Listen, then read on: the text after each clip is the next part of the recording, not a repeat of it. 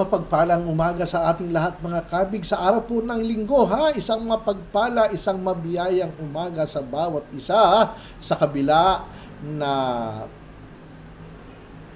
patuloy tayong dumaranas ng mga alingas-ngas patungkol sa mga hindi magandang nangyayari sa ating kapaligiran. Nako mga kabig, mga katuto, kailan kaya tayo matututo sa mga ganitong sitwasyon?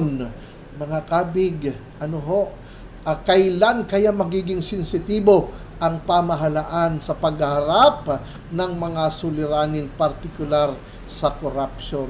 Ito mga kabig, September 21, nagbabadya ang isang rally na ikakasa sa EDSA dahil po sa corruption.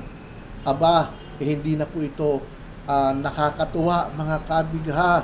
Kailangan na pong umaksyon ang dapat aksyonan ng ating pamahalaan. Dapat po marapat kumilos na po tayo. Kumilos na po kayo bago po mahuli ang lahat. Nangyari po sa Nepal, corruption na parehas nangyayari po dito sa ating bansa. Hari nawa, wag humantong sa ganon. Dahil una, parang magiging pagkakataon lang ba ito o talagang sinasadya na maging ganito ang pagkakataon?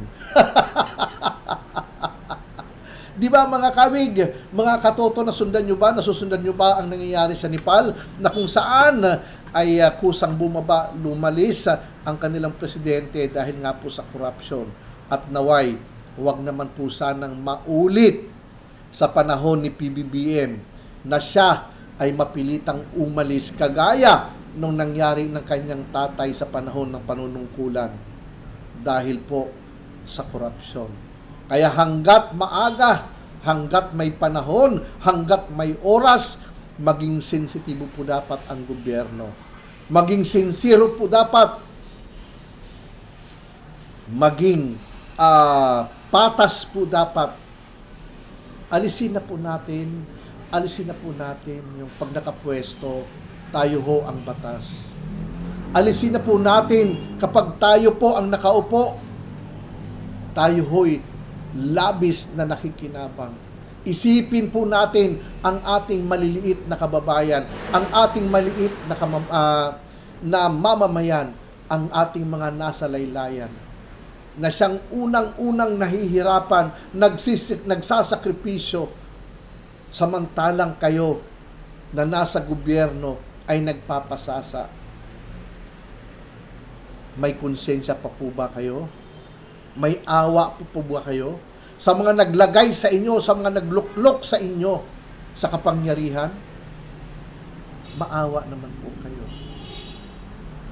Huwag po nating antayin ulit na kayo po ay pababain dahil sa ngit-ngit, dahil sa galit ng mamamayan, dahil sa pagmamalabis, dahil sa hindi masawatang corruption ng nasa gobyerno.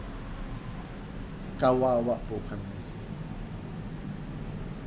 Mga kabig, mga katoto, kung mayroon po kayong komento, please mag-comment po, mag-like and share, at higit sa lahat, mag-subscribe. Maraming salamat po. Ito po ang inyong kabig at katoto dito sa Ikaw at Barangay Kasama, si Barangay Secretary Imog. Nagpapasalamat. Maraming salamat po. Magandang umagang muli sa bawat isa.